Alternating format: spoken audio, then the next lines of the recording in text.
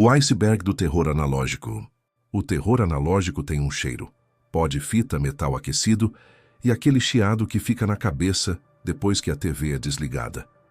Quando uma tela de tubo chia e uma tarja vermelha invade um programa, algo antigo desperta. Não é só nostalgia, é a sensação de que a realidade foi interrompida por um sinal que não deveria existir. Neste vídeo, eu vou te guiar por um iceberg feito de fitas VHS, transmissões interrompidas e estática que carrega mensagens. Fique comigo, porque cada camada revela um tipo diferente de medo ligado às tecnologias, que já foram nossas janelas para o mundo. A proposta aqui é simples: olhar para as falhas como se fossem pistas. Vou narrar relatos, descrever arquivos e trazer exemplos que circulam em fóruns e coleções. Não para provar nada, mas para mapear um fenômeno que mistura mídia, memória e inquietação. Ajuste o som, diminua as luzes e permita que a imaginação preencha os espaços em branco entre um frame e outro. Ao longo do vídeo, você vai perceber que o terror analógico não depende apenas do que aparece na tela, mas do que a tela deixa de mostrar. Cortes, saltos, frames apagados. Esses vazios são onde as histórias nascem. São eles que transformam um objeto doméstico em algo capaz de perturbar. Se você já tem alguma fita antiga, uma gravação de família ou uma lembrança ligada a um CRT, mantenha isso em mente enquanto assistimos. Suas memórias podem ressoar com o que vamos ver e talvez até acrescentar peças ao quebra-cabeça que estamos montando. Na camada 1, começamos pelo que qualquer pessoa reconhece: estática, cortes de transmissão e alertas de emergência que surgem no meio de um programa comum. Imagine uma sala de estar com um televisor de tubo ligado e, de repente, a imagem treme. A cor some e uma tarja com letras brancas sobre fundo preto ocupa a tela. A interrupção é imediata e violenta, e a sensação é de que algo entrou no fluxo cotidiano. O que mais marca nesses episódios não é sempre o conteúdo do alerta, mas a dissonância entre o que se esperava ver e o que aparece. Um tom institucional em meio ao familiar. Um som metálico que não combina com a cena. Essa quebra de contexto cria um desconforto primitivo, porque a confiança na imagem se desfaz num instante. Muitas dessas interrupções duram segundos, mas deixam uma impressão duradoura. A estática deixa de ser ruído e vira sinal. Pessoas descrevem o silêncio que vem depois do alerta, a família parada, o ventilador continuando, o relógio marcando segundos que parecem mais longos. E é nesse intervalo que a mente começa a preencher lacunas. Pequenos detalhes ficam gravados. Um reflexo no vidro do CRT, um rastro de fita, uma etiqueta escrita à mão. Esses fragmentos transformam um evento técnico em experiência pessoal. Eles são a matéria-prima do terror analógico e o ponto de partida para quem decide investigar mais fundo. Na camada 2, a coisa fica menos óbvia e mais obsessiva. Mensagens codificadas, frames que piscam por frações de segundo e sequências numéricas que aparecem e somem. Pense numa gravação de arquivo onde, entre cenas institucionais, surge um rosto distorcido por interferência, que aparece por 3 frames. A pergunta "quem gravou isso?" é o começo de uma investigação que muitas vezes não tem fim.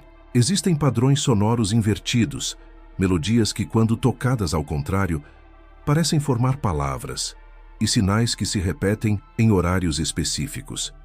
A sensação é de que alguém ou algo está tentando se comunicar através do ruído, usando as falhas como canal. Esses sinais são fragmentos que convidam à decodificação. Quando você pausa e retrocede quadro a quadro, encontra detalhes que antes passavam despercebidos. Uma sombra deslocada, um número que se repete, uma etiqueta com uma data que não faz sentido. Cada pequeno achado alimenta a obsessão e abre novas perguntas porque nada se encaixa perfeitamente. Colecionadores e pesquisadores amadores descrevem noites inteiras de análise, anotando códigos e comparando fitas. A busca por sentido vira prática quase ritualística. Quanto mais se procura, mais fragmentos aparecem. e a narrativa que se forma permanece sempre incompleta. Na camada 3, entramos em arquivos que deveriam ter sido esquecidos. Fitas de teste, demonstrações institucionais com cortes estranhos e programas que desapareceram dos registros oficiais.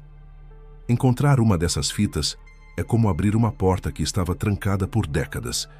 O que vem à tona mistura autoridade e grotesco. Imagine uma fita de demonstração institucional, que no meio de instruções técnicas, insere imagens de rituais, rostos que não pertencem a nenhum elenco conhecido e símbolos hipnóticos.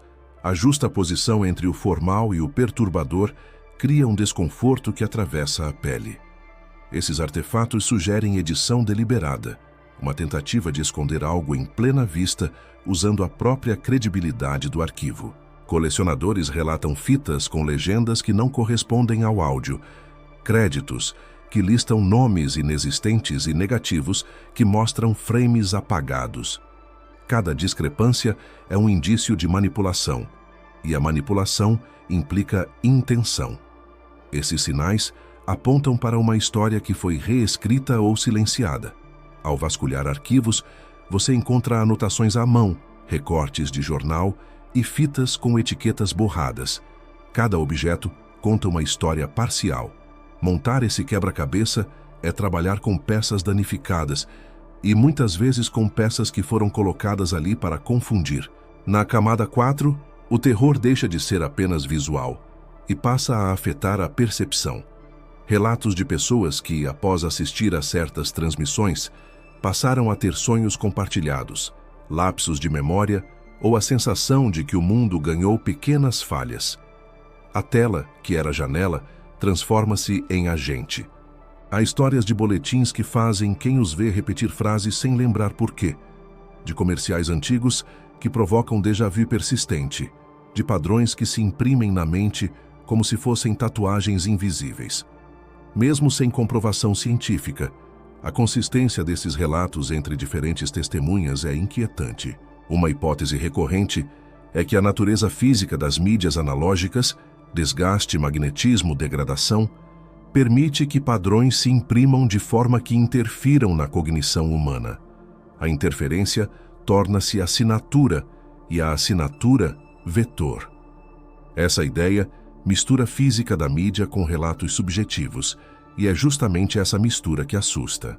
Em encontros clandestinos, alguns afirmam ter experimentado mudanças sutis após sessões de exibição, sonhos com imagens da fita, sensações de presença e uma estranha familiaridade com símbolos antes desconhecidos.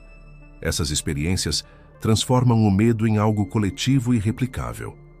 Na camada 5, o terror analógico encontra organização, redes de colecionadores, grupos que trocam fitas em encontros secretos e práticas que se aproximam de liturgia.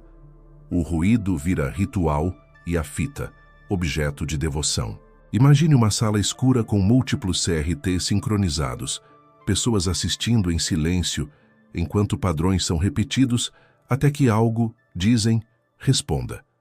A tecnologia deixa de ser ferramenta e vira altar, a audiência, participante de um rito. Nessas reuniões, a fita é tratada como texto sagrado, anotada, recortada, remixada. Há teorias de que certas transmissões foram projetadas para ativar respostas específicas, sequências de imagens e sons que, quando vistas em ordem, desencadeiam comportamentos coletivos. Mistura de engenharia social, superstição e paranoia, essa ideia ganha força em comunidades fechadas e alimenta práticas perigosas. O que começa como curiosidade vira prática ritualística, e a linha entre estudo e devoção se torna perigosamente tênue. Quando grupos integram essas fitas em rituais, o objeto analógico deixa de ser apenas relíquia e passa a ser instrumento de transformação social. No núcleo do iceberg está a lenda máxima. Uma transmissão original, anterior às redes e às estações, que conteria uma mensagem que não deveria ser decodificada. Dizem que quem a encontra não volta a ver a realidade da mesma forma. A suposta mensagem seria composta por camadas de áudio e vídeo sobrepostas, símbolos que surgem apenas em certas frequências e imagens que aparecem apenas quando a fita é reproduzida em aparelhos específicos. É a lenda que transforma a curiosidade em risco e alimenta expedições. Colecionadores contam histórias de fitas que se autodestroem, negativos que perdem frames e memórias que se tornam inconsistentes após a exibição. Se há verdade nessas narrativas, o núcleo é um perigo que transcende o objeto físico e atinge quem o observa. Se você decidir procurar por esse núcleo, saiba que está entrando numa tradição que mistura arqueologia, superstição e risco. A busca em si já muda quem a empreende, e para muitos, esse é o preço a pagar.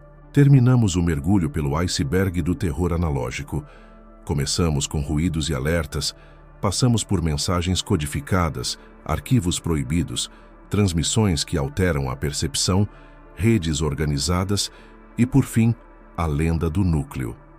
O que une tudo isso é a ideia de que a tecnologia antiga carrega camadas de história e intenção que podem voltar a nos tocar, e nem sempre de forma inocente. Se este vídeo mexeu com você, conte nos comentários qual camada te deixou mais inquieto e compartilhe qualquer história de fitas, transmissões ou imagens antigas que você já tenha visto. Suas memórias ajudam a mapear esse arquivo coletivo. Eu sou o Mr. Pesadelado. Se gostou, deixe seu like, inscreva-se e ative o sininho. Há mais arquivos e abismos esperando para serem abertos e eu vou te guiar por cada um deles.